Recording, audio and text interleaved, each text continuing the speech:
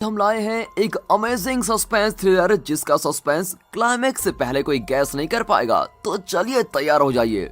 Movie की शुरुआत में एक यंग लड़की को दिखाते हैं जो एक हाई फाई अपार्टमेंट में रहती है। यहाँ के फ्लैट्स में हाई टेक्नोलॉजी डिजिटल लॉक्स होते हैं जिन्हें कार्ड स्वाइप करके और नंबर पंच करके खोला जाता है। ये लड़की एक्सेस कार्ड से अपने फ्लैट का लॉक खोलकर अंदर जाती है और तभी पावर कट हो जाती है और अंदर अंधेरे का अंधेरा।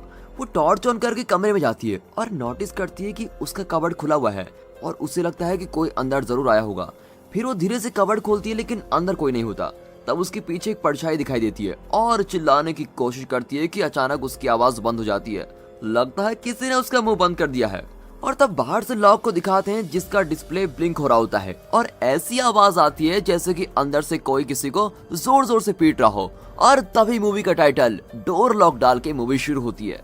कुछ दिन बाद मिन नाम की लड़की को दिखाते हैं जो सो रही होती है और दोस्तों यही है मूवी की हीरोइन। उसके साथ एक आदमी सोया होता है जो शायद उसका बॉयफ्रेंड है। उसकी वॉच का अलार्म बजता है और वो उठकर तैयार होता है और बाहर चला जाता है। फिर कुछ ही देर बाद मिन उठती है और रोज की तरह ऑफिस के लिए तैयार होती है, लेकिन वो जरा टायर्ड दिखती है। वो बाहर आकर देखती है कि डोर लॉक का कवर खुला हुआ है और उसके नंबर पैड पर अजीब सी गंदगी भी लगी हुई है। उसको शक होता है कि किसी ने नंबर प्रेस करके इसको खोलने की कोशिश की होगी, इसलिए वो नंबर पैड को साफ करके लॉक का पासवर्ड ही चेंज कर देती है। फिर वो अपने ऑफिस चली जाती है। मिन एक बैंक में इंश्योरेंस सेल्स का काम करती है और बहुत ही इनोसेंट टाइप की लड़की है। ये है उसकी फ्रेंड और कलीग हाइजो। वो कहती है कि तुम काम ही काम करती रहती हो। अरे अरे मेरी तेरे ऑफिस के कलीग से मिल जुलो, कस्टमर से हंस हंस कर बातें करो, गप्पे लड़ाओ और एंजॉय करो, लेकिन तुम तो इंसेंटिव मांगने के लिए भी अपना मुंह नहीं खोलती। और इस पर मिन कहती है कि यही मेरा नेचर है और अब अचानक खुद को बदलना बहुत ही मुश्किल होता है और ऊपर से एक नई मुसीबत आ गई है। मुझे लगा कि मेरा अपार्टमेंट बहुत ही हाई फाई और सेफ है, लेकिन अब लग रहा है कि मेरी गैर हाजिरी में कोई मेरे घर में घुस रहा है और शायद मुझको फॉलो भी कर रहा है और मुझे घर जाते ही डर लगने लगता है, पता नहीं क्या होगा। पर उसकी फ्रेंड कहती है कि ये तुम्हारा वहम होगा, तुम डरो मत और एक बॉयफ्रेंड रख लो, तुम्हारी सारी समस्याएं दूर हो जाएंगी। अब ऑफिस के बाद मीन अपने घर जाती है। सिक्योरिटी उसको एक पार्सल निकाल कर देता है जो उसके नाम का आया होता है और पार्सल को लेकर मीन ऊपर जाती है तो लॉक का कवर फिर से खुला होता है और वहाँ पर एक स्टिकी नोट भी होता है। दरअसल उसकी माँ आई थी और ये नोट छोड़कर चली गई थी। नोट में लिखा होता है कि शायद तुमने पासवर्ड को चेंज कर दिया इसलिए मैं डोर नहीं खोल पाई, घर आते ही फोन जरूर कर लेना। अब मिन अपनी माँ को कॉल करती है और कहती है मुझे अक्सर लॉक का पासवर्ड बदलना पड़ता है माँ, और यहाँ रहने में मुझे बहुत ही नर्वस फील हो रहा है, क्या आपने ही लॉक का कवर खुला छोड़ दिया था? और उसकी माँ उसको दिलासा देती है कि शायद मैं ही भूल गई थी और मैंने कवर को खुला छोड़ दिया होगा, लेकिन इसमें इतना डरने की क्या बात है, अब तुम अंदर जाकर जरा आराम करो। कॉल काट कर मीन अंदर जाती है और खाना खाने की कोशिश करती है कि अचानक डोर पर कोई दोबारा पीटता है। वो पहले बहुत डरी भी होती है लेकिन फिर भी धीरे से दरवाजा खोलकर देखती है। बाहर कोई नहीं होता पर वहाँ पर सिगरेट का जलता हुआ टुकड़ा पड़ा होता है और वो तुरंत पुलिस को कॉल कर देती है। फिर दो पुलिस ऑफिसर्स आकर उसको सवाल करते हैं कि क्या आपका दरवाजा टूट गया है या फिर कोई चीज चोरी हो गई है, क्या आप पर अटैक करने की किसी ने कोशिश की है? और मैं इन सारे सवालों का जवाब ना में देती है। वे कहते हैं कि अगर कुछ भी नहीं हुआ तो हम केस किस पर करेंगे, शायद आपके किसी पड़ोसी ने गलती से डोर पर पीट दिया होगा। लेकिन मिन बार बार यही कहती है कि कोई मेरे घर में घुस आया है और मुझको बहुत ही डर लग रहा है। अब पुलिस वाले भी जरा तंग आकर कहते हैं कि पहले अपने डर का इलाज कीजिए मैडम, और दोबारा हमें बुलाने से पहले 100 बार सोचो, हम फालतू नहीं हैं। और ये कहकर वो चले जाते हैं। अब उस रात मिन बहुत ही गहरी नींद में होती है कि अचानक बाथरूम से एक आदमी की परछाई आती है और फिर दिखाते हैं कि वो मिन के पास बैठकर उसके बाल सहलाता है और पास ही सो जाता है। लेकिन सुबह मिन अकेले ही उठती है। वो उठकर चलने की कोशिश करती है लेकिन बहुत ही टायर्ड फील करती है। फिर वो तैयार होकर नीचे आती है। अब क्योंकि पुलिस उसकी मदद तो कर नहीं रही है इसलिए वो खुद ही जांच करने का फैसला करती है। नीचे मॉर्निंग शिफ्ट का सिक्योरिटी गार्ड मिन से कहता है कि कल आपके लिए एक पार्सल आया था और मैंने उसको नाइट शिफ्ट के सिक्योरिटी गार्ड को दे दिया था, क्या आपको पार्सल मिला? हाँ मिल तो गया, लेकिन कल रात मेरे फ्लैट के पास कोई आया था, क्या आप सीसीटीवी फुटेज देखकर मुझको बता सकते हैं?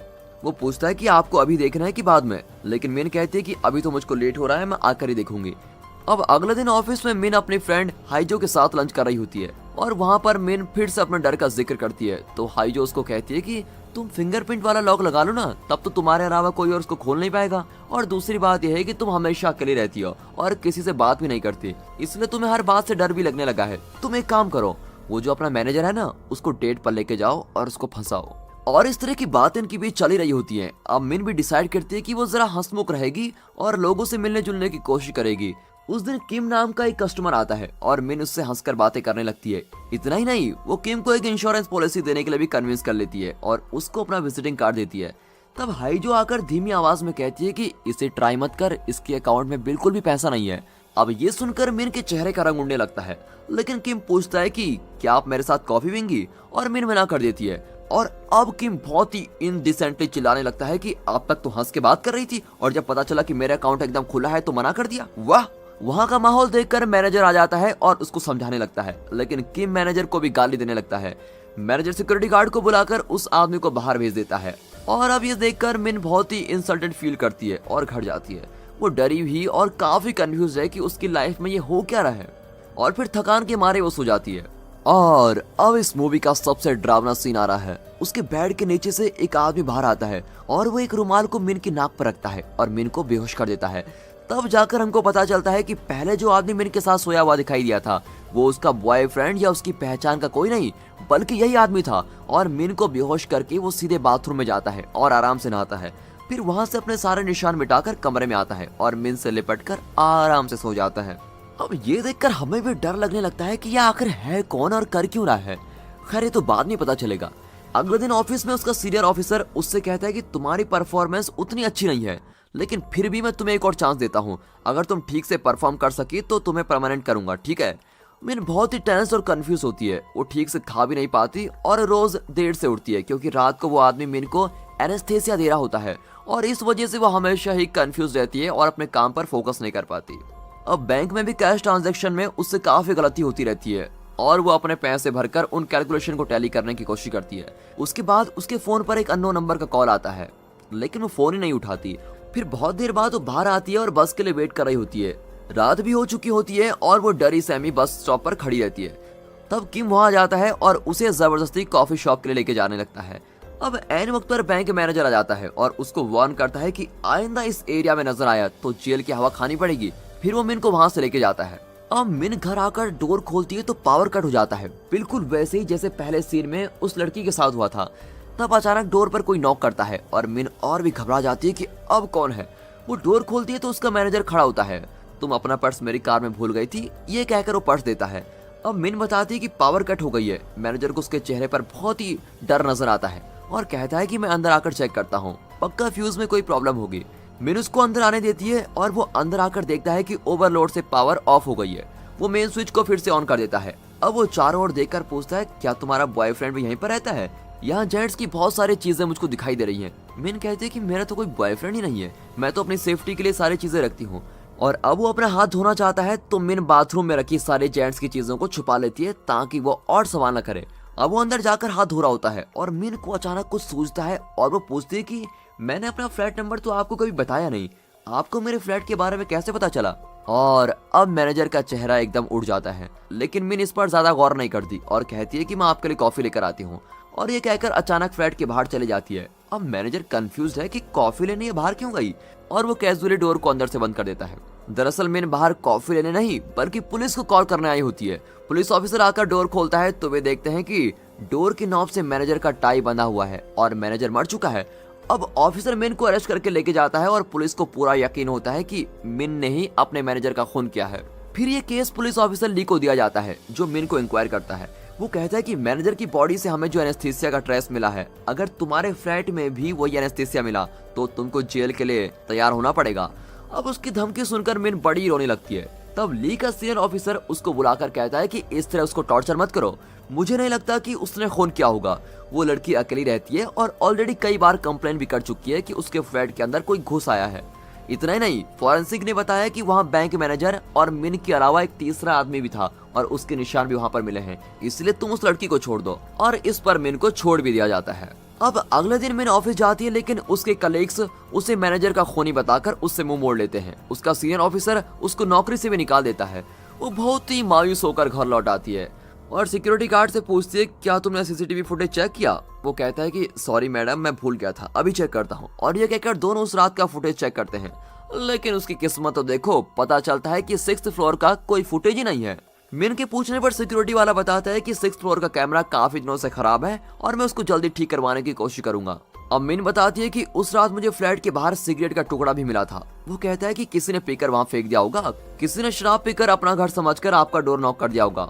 अब मिन को बहुत ही टेंशन में देखकर वो भी मिन के साथ 6th फ्लोर में आता है और मिन का घर चेक करता है और कहता है, मुझे तो यहाँ पर कुछ भी अजीब नहीं दिखता। और ये कहकर वो चला जाता है। अब मिन घर को साफ करने लगती है तो उसको एक छोटा एक्सेस कार्ड मिलता है जो उसी अपार्टमेंट के किसी फ्लैट का है। और पुलिस का बर्ताव देखकर वो दोबारा पुलिस को इन्फॉर्म नहीं करना चाहती और खुद ही इन्वेस्टिगेट करने का फैसला करती है।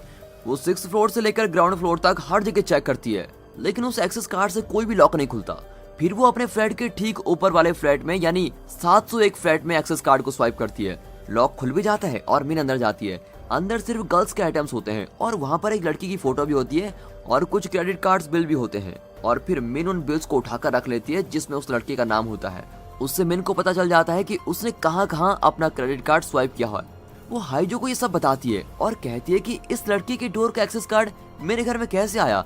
इतना ही नहीं, वो लड़की अपने घर में भी नहीं है। तब हाइजो कहती है कि इन बिल्स पर उस लड़की का फोन नंबर है, तुम उसको फोन करो। लेकिन वो लड़की फोन भी नहीं उठाती। अब हाइजो उस लड़की को मैसेज भेजती है कि फोन उठाओ वरना पुलिस में कंप्लेंट कर दूंगी।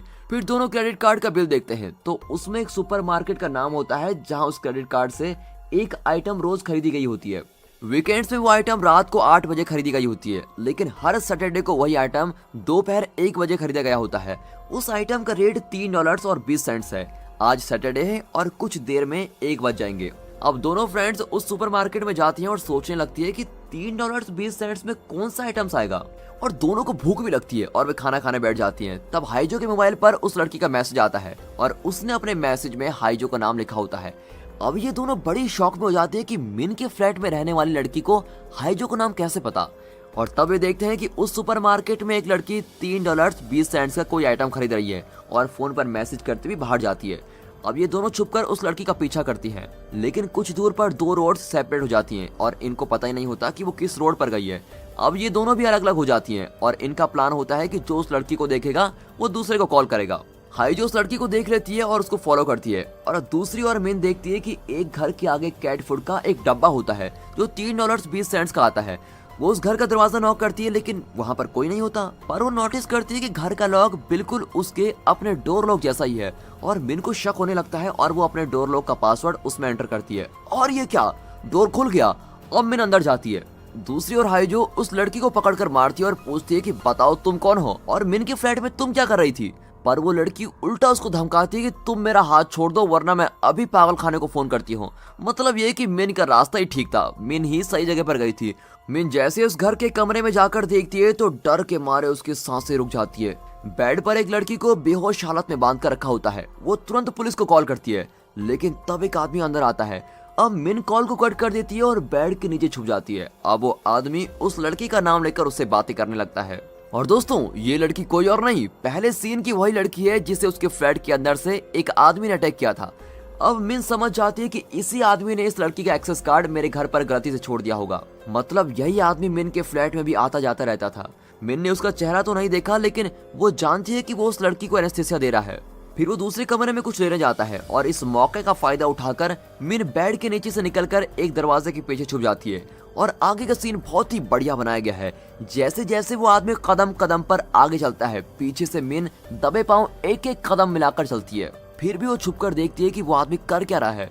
वो एक आरी से उस लड़की का हाथ काटने लगता है और ये देखकर तो मिन के प्राण लगभग निकल ही जाते हैं और वो डर के मारे दरवाजा खोलकर भागने लगती है। लेकिन तभी वो आदमी उसको चेस करने लगता है। वो गलियों के बीच से निकलकर भाग रही होती है, पर पता लगता है कि वो आदमी इन गलियों को बड़ी अच्छी तरीके से जानता है और मिन का पीछा वो छोड़ता नहीं। मिन चिल्लाने लगती है, तभी वो आदमी उसको पकड़ लेता है और मार डालने की कोशिश करता है। तब हाइजो एक छोटी सी गाड़ी में आकर उसको अटैक करती है, लेकिन जैसे ही वो आदमी उसको मारने जाता है तभी वहाँ पर पुलिस की गाड़ी आ जाती है और हाइजो हेल्प हेल्प करके चिल्लाती है और वो आदमी वहाँ से भाग जाता है। अब वही पुलिस ऑफिसर ली आता है और फिर एक बार मिन पर ही शक करता है। वो कहता है कि तुम जहाँ भी जाती हो वहाँ ऐसे ही हादसे होने लगते हैं। हमने तुम्हारा घर भी चेक कर लिया, लेकिन वहाँ पर शक करने जैसा कुछ भी नहीं मिला। मिन बेचारी चुप रहती है और इसलिए ली उस पर और भी रौब जमाने लगता है। लेकिन हाइजो वैसे नहीं है। वो ली पर चिल्लाती है कि आपको पुलिस की नौकरी किसने दी, बिल्कुल पागलों की तरह बिहेव कर रहे हो। यहाँ एक आदमी ने हमारी जान लेने की कोशिश की है और आप हम पर उल्टा इल्जाम लगा रहे हैं। तब ली पूछता है कि उसके खिलाफ तुम्हारे पास कोई एविडेंस है कि नहीं। एविडेंस के बिना हम कुछ नहीं कर सकते। और तब मिन बताती है कि उस आदमी ने एक ओल्ड मॉडल डिजिटल वॉच पहनी हुई थी और मैं उस वॉच को आइडेंटिफाई भी कर सकती हूँ। तब बाकी पुलिस वाले आकर बताते हैं कि उन्हें एविडेंस मिल गया है। अब ली जाकर देखता है तो उस बिल्डिंग के रूफ टॉप पर एक ड्रम होता है जिसमें उस लड़की का कटा हुआ हाथ पड़ा होता है। इतना ही नहीं, उस हाथ में मिन का विजिटिंग कार्ड भी होता है। और तब मिन बताती है कि बैंक में किम नाम के कस्टमर को उसने अपना विजिटिंग कार्ड दिया था और बाद में किम ने उसको परेशान भी किया था। अब पुलिस किम को उठा लेके आती है और ली उसको इंटेरोगेट करने लगता है, पर किम ली के सामने ही मिन को गाली देने लगता है और कहता है कि मैं उस लड़की को जिंदा नहीं छोड़ूंगा। तब ली उसके हाथ में एक ओल्ड मॉडल वॉच को देखता है और उसके बारे में पूछता है। वो बताता है कि मैं कई साल से इस वॉच को पहन रहा हूँ। तब हमें एक फुटेज दिखाया जाता है जिसमें किम मिन के अपार्टमेंट के नीचे खड़ा था और वो भी उस रात को जब मिन के मैनेजर का खून हुआ। ली पूछता है कि उस रात तुम अपार्टमेंट में क्या कर रहे थे। दरअसल मिन को मैं कॉफी शॉप ले जाना चाहता था, लेकिन वो मैनेजर खुद को हीरो समझकर शो ऑफ करने लगा और इसलिए मैंने उसको फॉलो किया ताकि उससे मैं मजा चखा सकूं, लेकिन मुझे ऊपर अलाउ नहीं किया गया, इसलिए मैं वापस चला गया। अब एक किम को उस लड़की का कटा हुआ हाथ दिखाते हैं। वो कहता है कि इसको आरी से काटा गया है। अब सभी चौंक जाते हैं कि इसे कैसे पता चला कि इसको आरी से काटा गया है। तो किम बताता है कि मैं एक कारपेंटर हूँ, इसलिए मैं जानता हूँ कि इसको पक्का आरी से काटा गया है। अब ली मिन को बताता है कि हमें 90% यकीन है कि किम ही वो आदमी है। हम उसके फिंगरप्रिंट्स और उस टूल बॉक्स के फिंगरप्रिंट्स को मैच करके देखेंगे जिससे उस लड़की का हाथ काटा गया था, और अगर मैच हो गया तो समझो इसको जेल जाना ही पड़ेगा। अब डरने की कोई बात नहीं, तुम घर जाओ। अब मिन उस अपार्टमेंट में रहना ही नहीं चाहती और दूसरे अपार्टमेंट में शिफ्ट हो जाती है। वहाँ का ओनर कहता है कि इस फ्लैट की एक ही चाबी है, अगर तुम चाहो तो इसकी डुप्लीकेट बनाकर रख सकती हो। वहाँ पुलिस स्टेशन में किम किसी तरह लॉकअप से बचकर बाहर आ जाता है और किसी को पता भी नहीं चलता।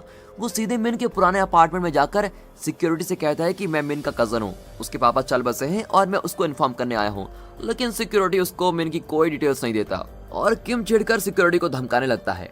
अब मिन के नाम एक बॉक्स आया होता है जिसके अंदर एक फोन है, उसमें मरी हुई उस लड़की की फोटोज होती हैं और ये उस खूनी का फोन है। तब उसके फोन पर उसकी फ्रेंड का वीडियो कॉल आता है। वो कॉल उठाती है तो उसकी फ्रेंड के बजाय वही खूनी नजर आता है और उसने मास्क पहना हुआ है। दरअसल वो हाइजो के घर में छुपा होता है और मिन चिल्लाती है कि हाइजो, वो आदमी तुम्हारे घर में ही है, और फिर जल्दी में इस फ्लैट का डोर लॉक किए बिना ही अपने फ्रेंड के घर भाग जाती है। और रास्ते में वो वीडियो में देखती है कि वो आदमी हाइजो को एनेस्थीसिया देकर उसके पैर काट रहा है। मिन और तेज भागती है और वहां जाकर दरवाजा पीटकर चिल्लाती है कि प्लीज उसको कुछ मत करो, और तब उसके पीछे किम खड़ा होता है। वो मिन को बुरी तरह से मारता है और तब पुलिस वहां आकर किम को अरेस्ट कर लेती है। अब मिन को हॉस्पिटल लेके जाते हैं और ली उसे बताता है कि किम ऑलरेडी हाइजो का पैर काट चुका था, फिर तुम्हें ट्रैप करने के लिए उसने कॉल पर वीडियो रिकॉर्डिंग तुमको दिखाई और यही है वो खूनी और यही तुम्हारे फ्लैट में आया करता था। कल हमें सारा एविडेंस मिल जाएगा और फिर ये जेल में सड़ेगा। अब मिन हाइजो से मिलती है और बहुत ही रोती है कि मेरी वजह से तुम्हारा पैर कट गया और मैनेजर का भी खून हो गया। उसकी फ्रेंड उसको दिलासा देती है कि डर मत यार, उस आदमी ने पैर ठीक से नहीं काटा था, डॉक्टर ने कहा है कि सर्जरी से मेरा पैर ठीक कर देंगे और फिर मैं भाग सकूंगी। और इस तरह उसका मूड ठीक करके वो मिन को घर भेजती है। अब ली मिन को एक पेंगुइन डॉल देता है और कहता है इसे अपने नए घर में रखो, इसमें सर्विलेंस कैमरा है जो घर के अंदर रिकॉर्डिंग करता रहेगा। मिन उसे घर में रखकर चेक करती है और वो ठीक तरह से काम कर रहा होता है। फिर वो सुपरमार्केट में जाकर कुछ चीजें खरीदती है। तब पुराने अपार्टमेंट का सिक्योरिटी गार्ड वहां आकर उससे बातें करने लगता है। वो बताता है कि मेरा घर आपके नए घर के पास ही है, अगर कोई मदद चाहिए तो मुझको कॉल कर दीजिए। वो जरा फ्लर्ट भी करने लगता है। ओके भैया, जरूर कॉल करूंगी, ये कहकर वो अपने आइटम्स बिल करके बाहर निकलने वाली होती है। तब सिक्योरिटी बिलिंग काउंटर पर अपना आइटम को देखता है। और दोस्तों, अब आएगा मूवी का सबसे बड़ा ट्विस्ट। सिक्योरिटी अपना आइटम बिल करता है तो बिलिंग क्लर्क उस आइटम का रेट $3.20 बताता है। ये सुनकर मिन नर्वस होकर मुड़कर देखती है कि सिक्योरिटी गार्ड ने ही वही ओल्ड मॉडल का डिजिटल वॉच पहना हुआ है। अब मिन को ही नहीं, हमें भी शॉक पे शॉक मिल रहा होता है। पहले लगा कि बैंक मैनेजर ही खूनी था, फिर बैंक कस्टमर किम, और अब आखिरी में लग रहा है कि ये सिक्योरिटी गार्ड ही सब कुछ कर रहा है। किम घबराकर वहां से निकलती है और सीधे घर जाकर अंदर से सारे लॉक्स को लगा देती है। तब उसे इंस्पेक्टर ली का कॉल आता है और कहता है कि किम को हमने छोड़ दिया है क्योंकि उसके फिंगरप्रिंट्स टूल बॉक्स के फिंगरप्रिंट से मैच नहीं हो रहे थे। इतना ही नहीं, रिलीज होने के बाद किसी ने किम का खून भी कर दिया है, मतलब खूनी अभी भी खुलेआम घूम रहा है, इसीलिए तुम बाहर मत निकलना, मैं जल्द ही वहां रहा हूँ। अब मिन एकदम सुन्न हो जाती है कि ये सब कुछ चल क्या रहा है। वहाँ ली मिन के नए घर को सिक्योर करने के लिए अपनी फोर्स को भेजता है और यहाँ मिन डरी हुई अपने बेड पर बैठी होती है। तब वो देखती है कि सुपरमार्केट में उस सिक्योरिटी ने जो आइटम खरीदा था वो उसके टेबल पर रखा होता है और अब मिन की धड़कन लाउड स्पीकर पर बज रही होती है और वो मुड़कर उस पेंगुइन डॉल को देखती है जिसमें सर्विलेंस कैमरा है। फिर हिम्मत करके अपने मोबाइल पर कैमरे की रिकॉर्डिंग देखती है। दोस्तों, हमारी भी धड़कन अब तेज होने लगती है और जैसे ही वो फुटेज को फॉरवर्ड करने लगती है तो दिखाई देता है कि मिन के आने से कुछ पल पहले ही वो सिक्योरिटी गार्ड अंदर घुस गया और यहाँ वहाँ देखने लगा। फिर वो धीरे से बेड के नीचे चला गया, मतलब इस वक्त वो आदमी इसी बेड के नीचे छुपा हुआ है। 1 मिनट के लिए अपने आप को मिन की जगह पर इमेजिन कीजिए। सबसे डरावनी बात तो यह है कि आपको बिल्कुल नॉर्मल बिहेव करना है जैसे कि आप इस बात को जानते नहीं। जरूर हाथ पैर ठंडे पड़ जाएंगे, है ना? यही हाल मिन का भी होता है। वो एक सेकंड के लिए सोचती है और झट से भागने की कोशिश करती है, लेकिन वो आदमी उसका पैर पकड़ लेता है और किसी तरह वो डोर तक पहुंच जाती है, लेकिन डोर खोलने से पहले ही मिन को पकड़ लेता है। यहाँ ली को पता चलता है कि उस अपार्टमेंट का सिक्योरिटी गार्ड किसी होटल में काम किया करता था और वहाँ भी एक लड़की ने खुदकुशी की थी और दूसरी लड़की लापता हो गई थी। अभी तक वो केस सॉल्व नहीं हो पाया है और तभी से वो होटल भी बंद पड़ा होता है। इतना ही नहीं, इसके आने के बाद भी मिन के पुराने अपार्टमेंट में एक लड़की लापता हुई थी और एक आदमी का खून भी हो चुका है। अब ली को सिक्योरिटी गार्ड पर शक होता है और उसे लगता है कि उसने मिन को उस पुराने होटल में ही रखा होगा। अब आधे होश में मिन पूछती है कि तुम मेरे साथ ऐसा क्यों कर रहे हो। इस पर वो कहता है कि अकेलापन कितना बड़ा शाप है ये मुझसे ज्यादा तुम ही जानती हो। उस अपार्टमेंट में मैं बहुत ही अकेला फील करता था और कोई मुझे ठीक से भी नहीं देखता था। मुझे लगा कि तुम मेरा दर्द समझोगी, लेकिन तुम भी बाकी लोगों की तरह हो। क्या सिक्योरिटी गार्ड का दिल नहीं होता? खैर वो सब छोड़ो, अब मैंने तुमको एनेस्थीसिया दे दिया है, दरवाजा भी खुला है। अगर तुमसे बंद पड़े तो तुम भाग सकती हो, लेकिन अगर मैंने तुमको फिर से पकड़ लिया तो तुम्हारे हाथ पैर फिर काट दूंगा। अब यहाँ ली इस होटल में पहुंच चुका है और नीचे के रूम्स चेक कर रहा होता है। इसी बीच मिन उस आदमी को उसी के इंजेक्शन के साथ अटैक करती है और बड़ी मुश्किल से रेंगती भी बाहर आती है। बाहर कोशिश करके वो कॉरिडोर में आगे बढ़ती है, लेकिन सिक्योरिटी गाना गाता हुआ उसका पीछा करता है। इतने में मिन एक रूम में घुस जाती है और सिक्योरिटी को अटैक करने के लिए तैयार होती है। तब ली वहां जाता है और मिन को पुकारता है। मिन ली से कहती है कि वो साइको यहीं पर है, आप केयरफुल रहना। इतने में सिक्योरिटी ली को अटैक करता है और दोनों में लड़ाई हो जाती है। तब ली उसके घुटने में 2 बार शूट करता है और अब दोनों सीढ़ियों से नीचे गिरने लगते हैं और अचानक खामोशी छा जाती है। मिन धीरे से जाकर देखती है तो ली की गर्दन पर वो साइको चाकू चला रहा होता है और ली बेचारा वहीं मर जाता है। साइको ली की गन लेकर मिन के पास आने लगता है और मिन नीचे का कारपेट खींचती हुई और वो नीचे गिर जाता है। अब इन दोनों की लड़ाई के बीच मिन ली की गन को उठाकर उसको शूट करती है, लेकिन उसमें बुलेट नहीं होती है। अब साइको को और गुस्सा आने लगता है और वो मिन को जमीन पर जोर से पटकने लगता है। मिन उठ ही नहीं पाती। अब वो मिन के हाथ काटने के लिए कुल्हाड़ी उठाता है, लेकिन मिन उसका घुटना दबाती है जहां पर ली ने उसको गोली मारी थी और दर्द के मारे वो चिल्लाता है और मिन को छोड़ देता है। मिन भागने की कोशिश करती है, लेकिन तब एक लकड़ी का भारी शीट दोनों पर गिर जाता है जिस पर कई कील्स ठोके होते हैं और इस तरह साइको का हाथ एक कील के नीचे दब जाता है और मिन भी उस शीट के नीचे दबी हुई है। अब साइको उसको खींचकर अपने पास लाता है और कहता है कि हम दोनों इस तरह हमेशा साथ रहेंगे। मिन उसको अटैक करने की कोशिश करती है और अब दोनों में हाथापाई होती है। एन वक्त पर मिन अपनी पूरी ताकत से उसे ऊपर की ओर धकेलती है और ऊपर की कील उसके सर पर लग जाते हैं और इस तरह साइको सिक्योरिटी गार्ड का दी एंड।